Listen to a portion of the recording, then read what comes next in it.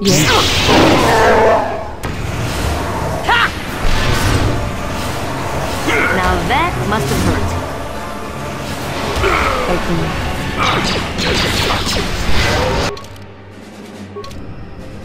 Oh! Ha! Now. Oh. Ha!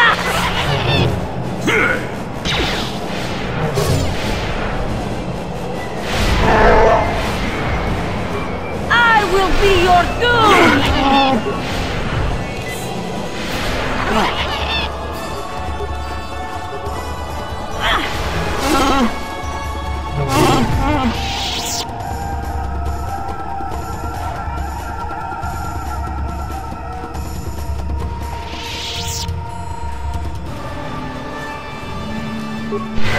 What is it?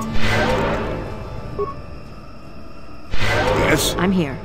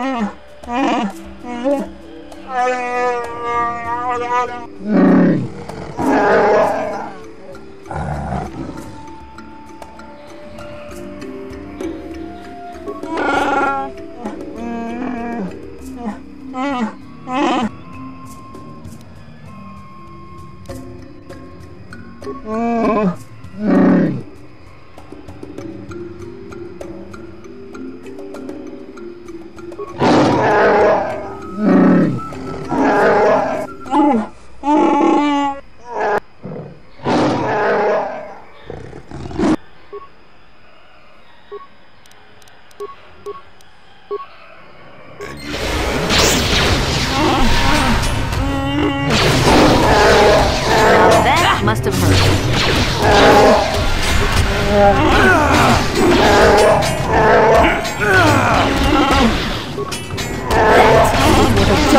That is what a Jedi can do.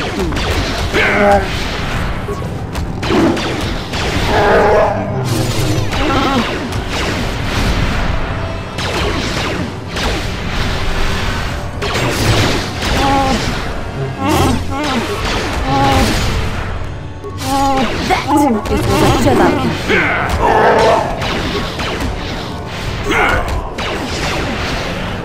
Your wish?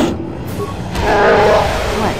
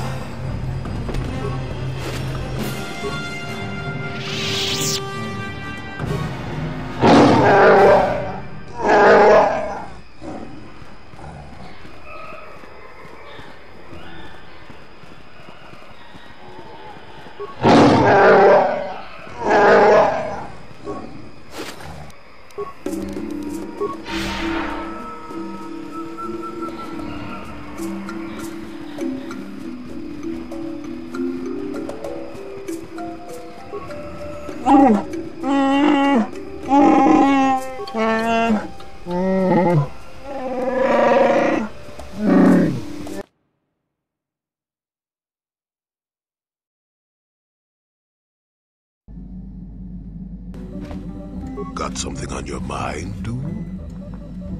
Not particularly.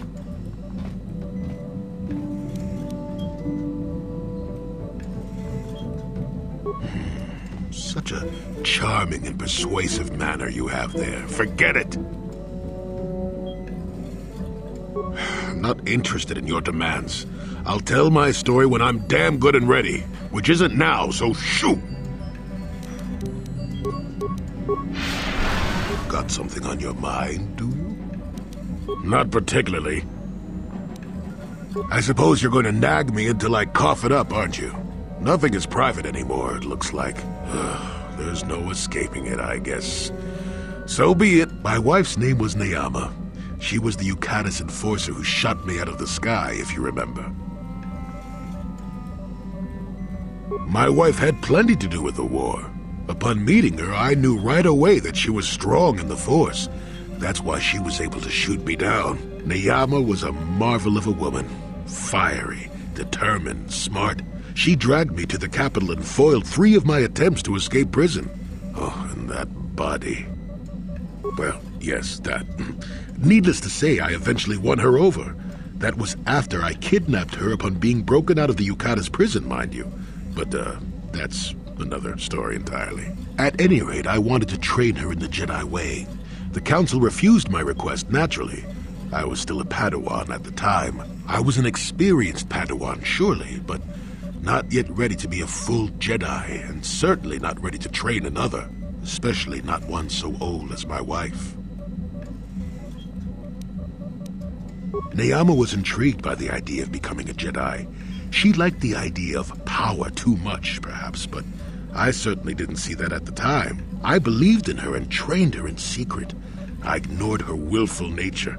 I loved her too much to see fault in her, and she loved me too. I know she did. At the time, our love was a shared bliss, better than anything I had known before or since. Exar Kun is what happened. Neyama was inspired by Exar's promises of a new golden age. She wanted to join him. She came to me, pleading with me to throw aside what she called the decrepit trappings of the Jedi, to join her in Exar's war. I hadn't thought so, not right then. I was too proud to believe that of her. I had trained her myself. I loved her. I pleaded with her to reconsider, to think about all that she was throwing away, to think about what she would become. She would have none of it. Finally, in frustration, she attacked me. She drew her lightsaber and attempted to strike me down. It was a scene being repeated everywhere throughout the galaxy. Pupil against master. In my case, it was a long and terrible battle, but I defeated her. No, I had her at my mercy, disarmed and defenseless.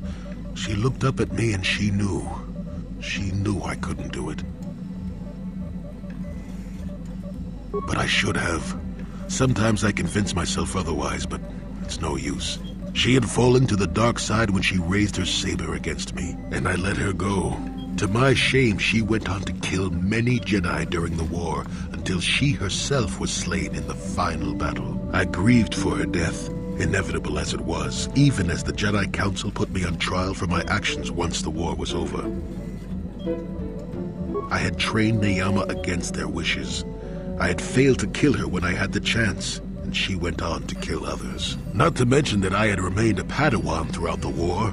A formality, perhaps, but with a trial, it had to be decided if I was worthy to become a Jedi at all. It was a travesty, of course.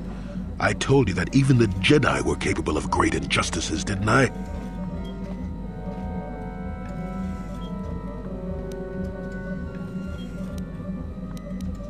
But I deserved to be tried. They found me innocent. Even though I deserved every punishment and more, they let me go.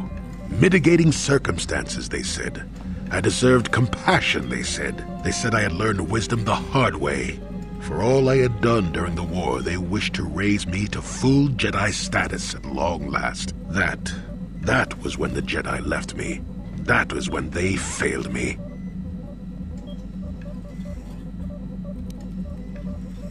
For my pride? For my cowardice? Which do you think is the act more befitting a Jedi? They may have been able to forgive me. I could never forgive myself. Yes, I do, I suppose. Does that surprise you? It is all so long ago, lost in the winds, I suppose. Nobody cares what an old man believes anymore, do they? Let's continue on with the task at hand. I would prefer to think of the present today.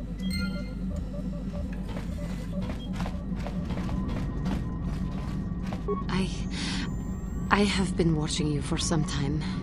I wonder if you have noticed. I have been thinking of how far I had fallen, and how you exemplify the code of the Jedi. I find myself ashamed.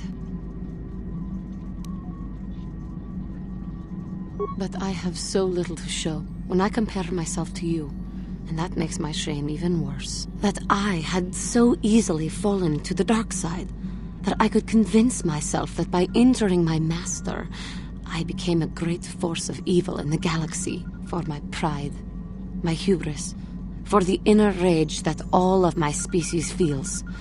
Sometimes I wish that I had not been born this way. I am sorry. I start to talk thinking about how you stay strong to the path of virtue and justice, and I find myself whining again about my own inadequacies. The Council would be proud to see that you had learned your lessons so well, as am I. How may I be of... What is it? After my father died, my mother was left to support me alone. A single non-human woman, living in one of the worst, most violent slums on Terrace. It was not easy for her. When my father was killed, it seemed that something in her began to die as well. She worked. She worked as hard as she was able. But over time, she began to waste away. I later learned that she was unable to get enough money to feed both of us, and had to start borrowing from the exchange, a band of cutthroats and smugglers. But even that was not enough.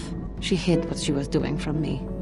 She gave most of her food to me so that I would be strong, but she herself was suffering deeply from it. In the end, she could go on no longer, and collapsed at the cantina where she worked one day. She never recovered. There was nothing really that I could do for her. She left me no money, and no doctor would see her without being paid first. I sat by her bed for days as she lay there dying. I never want that to happen to someone I care about ever again. But there was still the money she had borrowed. She had never paid it back and made no provisions for her death. You must understand. The exchange is brutal. They care nothing for the life of a sentient being. They are the major suppliers of slaves on Terrace. They thought it would be appropriate that, with my mother owing them money, the debt should be passed on to me. And with no way to pay, they took me by force. You have no idea what it is like to be bound like a beast and treated as such. It was the worst time of my life. They treated me like livestock. They were waiting for a buyer to give them some credits for me when the Jedi came to fight the Mandalorians. The Jedi could not abide by what they saw there, and drove the exchange from the face of the world, freeing those of us imprisoned there. But the Jedi soon left to fight their war, and I was left with a dream. I swore that I would become a Jedi. As soon as I had enough money to do it, I bought passage on a freighter headed for Dantooine, and we both know what has happened since then. I am grateful to you for having given me the opportunity to fulfill my dream, rather than become what I hated. Someday, I may make it up to you. But for now, let us keep on the task at hand.